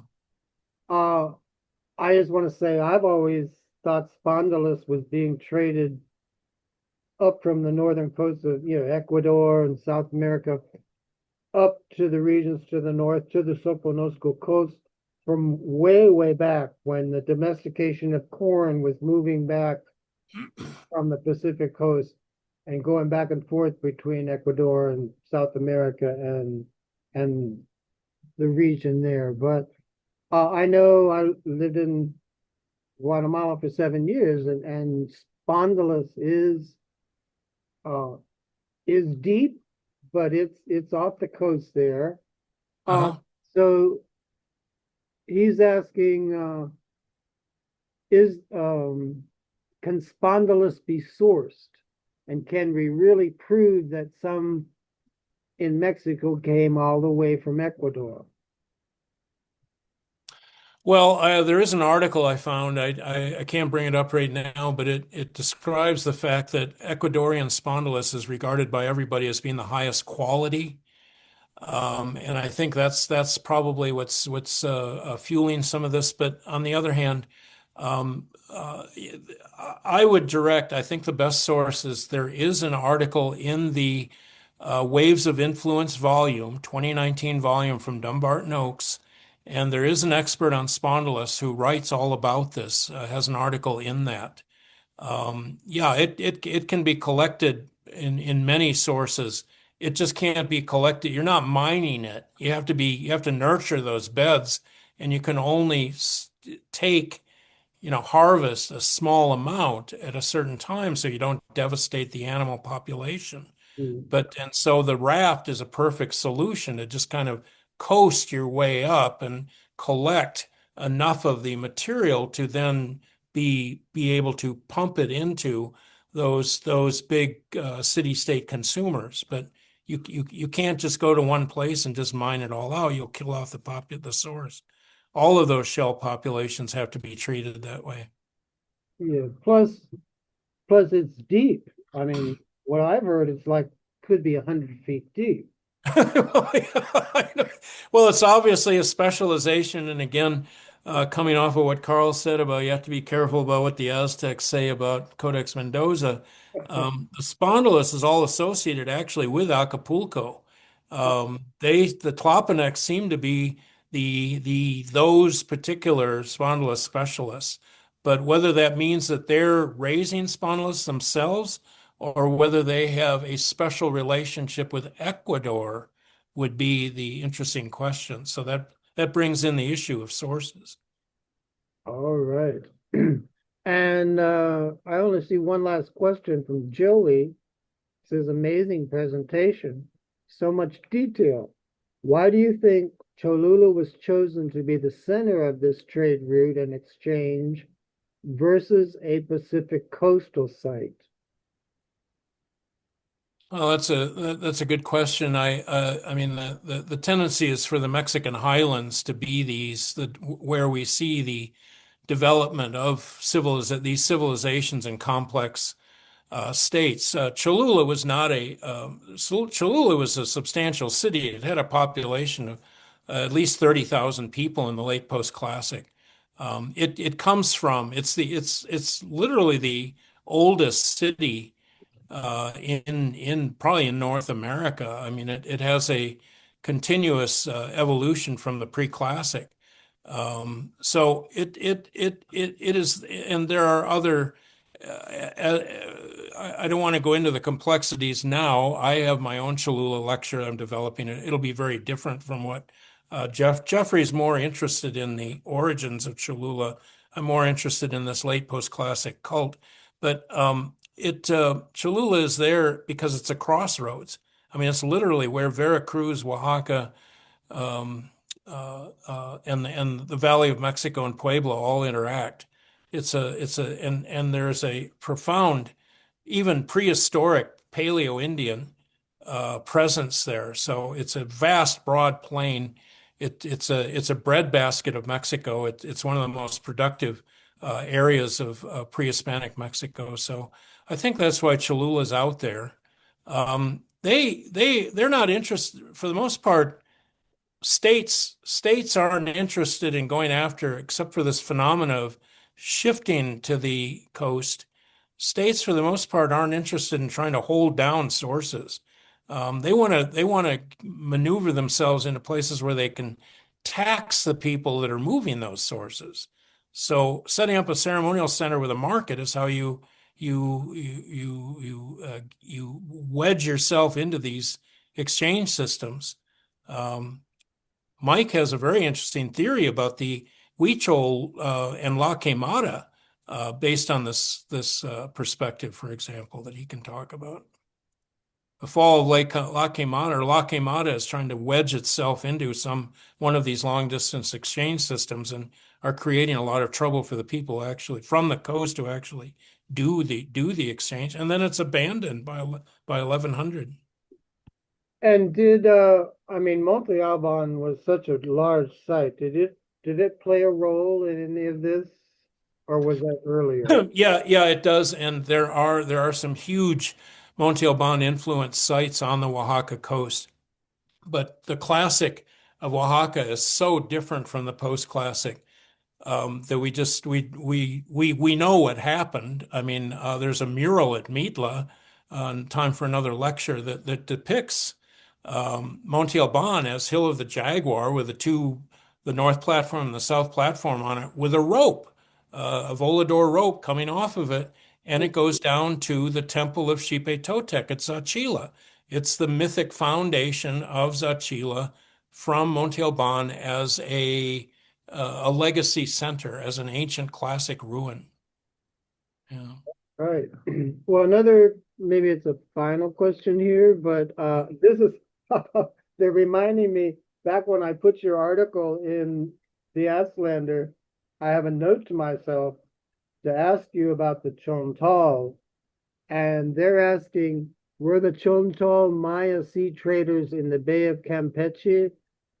I've heard they were referred to as the Phoenicians of the Maya, but you found them on the Pacific coast also. No, they're two different groups, and they speak two entirely different languages. Really? That's just a Nahuatl term for foreigner. Oh, all right. Well, that makes some sense. Yeah, okay. But others have quite a lot to say about the Veracruz Chontal, particularly Simon Martin. It would be great if you could get Simon to talk about that. And I don't know, another sticky note here. I don't know if you mentioned this or something, but I have Terry Kaufman in parentheses, and then I have somebody, Fernando de Alva, connecting the Toltecs to California. Is that a possibility?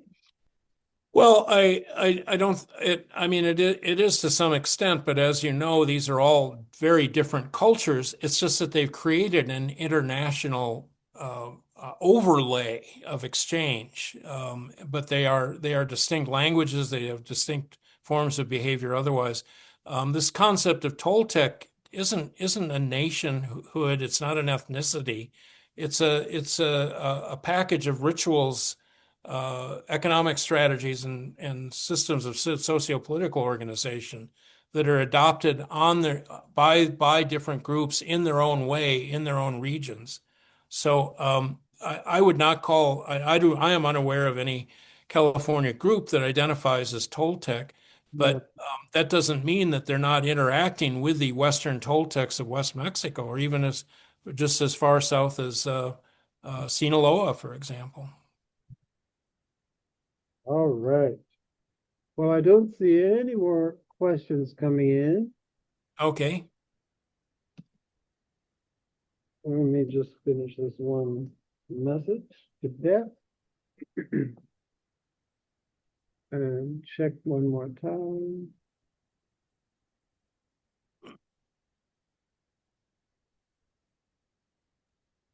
Yeah, the Spondylus was the last one. And just as a funny little innuendo, but I've heard when the Spanish first came up the California coast and then it's San Francisco Bay, that they saw Chinese frigates leaving out of the north. Well, that gets into a whole nother thing, which is the contraband trade, which probably was bigger than the Manila galleon trade, but we just don't, it wasn't documented. But we have records of many strange things. Ships turning up off the coast of West Mexico flying Turkish flags, for example. Wow. So whether those are Dutch flying Turkish flags, which is a whole nother part of Western European history, and they're pirates essentially, or whether and are they operating out of Southeast Asia? That's one question. Wow. And then, are there Chinese? I think I think we can find the evidence. It's just that nobody looks for it. And again, the emphasis is on this holy Manila galleon trade, and this is where I think you guys can see that what I've constructed here is an indigenous perspective of the colonial period that is totally indigenous. It's not, it's this is running contrary to what I see as a regressive movement in studies to it's all about the Europeans again. And that's not what there were never more than 100,000 Spaniards that ever lived in Mesoamerica over 500 years. So who's actually running this show? And I'm presenting the evidence that these are the people that are running the show. That's why they're still with us, and that's why they're still speaking all of these languages. Right. Um, um, and I've been in contact with Bruce Love, who was here earlier, and he's going to talk about. He signed up on it to do a program next year on Indigenous Peoples Day, uh, about that very sort of thing, that the the Maya, the Yucatan, and their relationship with the Spanish. It's almost Yeah. like how it came down. It's seen one way by the Spanish and the chroniclers of the time, but it's seen in a whole. And you have the same processes too. I mean, you have the Maya revolts. You have I mean I just don't cover that because I'm much more interested in the Oaxaca, West Mexico to the north phenomena. But the Central American and particularly the Maya phenomena is there as well. There's a guy at Fresno State. It's Keith. I forgot. Sorry, I got so much to remember here. Has written a good article in 2016 on this international style and how it's introduced into Highland Guatemala and the Yucatan Peninsula. So that together with what Bruce knows would be very insightful. Yeah, Bruce says there'll be a book coming out Yeah. by fall next year. So he goes, let's do Indigenous Peoples Day because the new history of the conquest is based on the indigenous Maya's voice, the prophecies in the books of the Chilambalam.